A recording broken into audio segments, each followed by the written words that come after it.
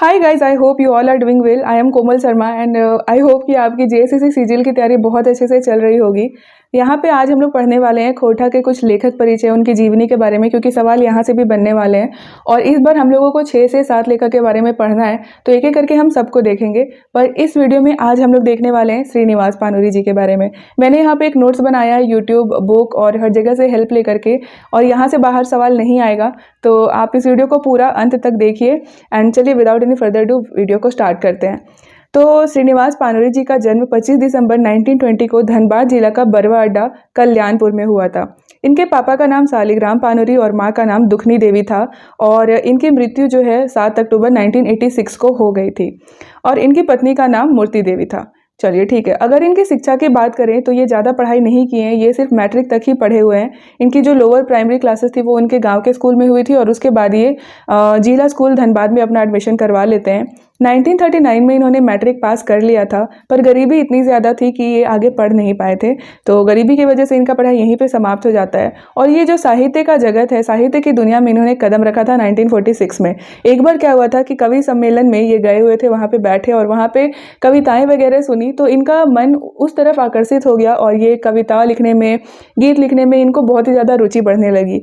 फिर धीरे धीरे करके इनका परिचय बड़े बड़े कवि लेखक से होने लगा, जैसे कि राधा कृष्ण, हंस कुमार तिवारी, बेधड़क बनारसी, रामदयाल पांडे, इस तरह के उस समय के जो बहुत बड़े बड़े कवि और लेखक थे, उनसे इनका बहुत ज़्यादा जान पहचान होने लगा। और जो पानुरी जी का विचारधारा था ना, ये जनवादी टाइप का था, जिसके वजह से झारखंड के बहुत बड़े बड़े नेता जैसे कि विनोद बिहारी महतो, A.K. रॉय, इन सब से इनका जान पहचान होने लगा, उठना बैठना इनके साथ होने लगा।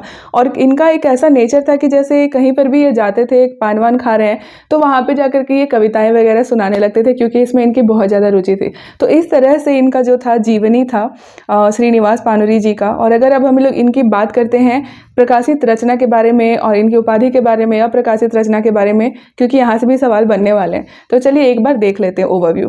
तो इनका जो प्रकाशित रचना था उसमें से जैसे कि एक है बाल किरण, जो कि एक कविता संग्रह है। दिव्य ज्योति है, ये भी कविता संग्रह है। मेघदूत अनुवादित काव्य है। तितकी एक कविता संग्रह है।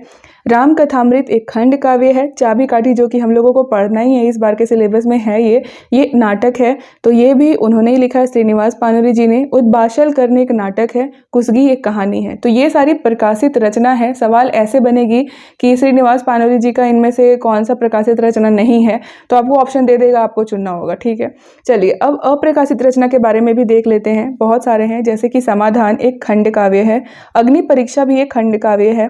परिजात एक कविता संग्रह है। मधुक देश एक कविता संग्रह है। मोह भंग एक कविता है। रक्ते भिंजल पोखा, ये भी एक कहानी संग्रह ही है। अब देखो एक और इम्पॉर्टेंट चीज़ है, जुगे की गीता। ये क्या है ना कि कम्युनिस्ट मैनिफेस्टो करके एक बुक था, इन्होंने इसका खोरठा में अनुवाद किया और ये बुक लिखा है जिसका नाम है जुगे की गीता।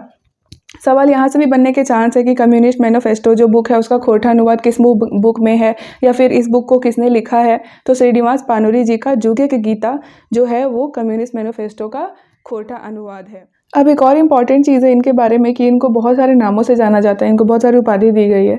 जैसे कि विश्वनाथ दसौंधी जी ने इनको खोरठा का भीष्म पितामह बोला है, और पंडित रामदयाल पांडे ने इनको खोरठा का वाल्मीकि, और चतुर्भुज साहू ने इनको खोरठा का टैगोर बोला है। मतलब भीष्म पितामह, वाल्मीकि और टैगोर खोरठा के यही हैं। कौन है? श्रीनिवास पानुरी। तो एक बार ये भी देख लेना। और ये रहा इनका पूरा जीवनी से लेकर के इनका काम तक का सफ़र, एंड यहीं तक था आज के लिए। उसके बाद नेक्स्ट वीडियो में हम दूसरे लेखक के बारे में देखेंगे। तो देखने के लिए प्लीज़ मेरे चैनल को सब्सक्राइब कर दीजिएगा, एंड अगर वीडियो हेल्पफुल लगा तो एक बार कमेंट करके भी बता दीजिएगा। And that's it, thank you, see you in the next video, bye.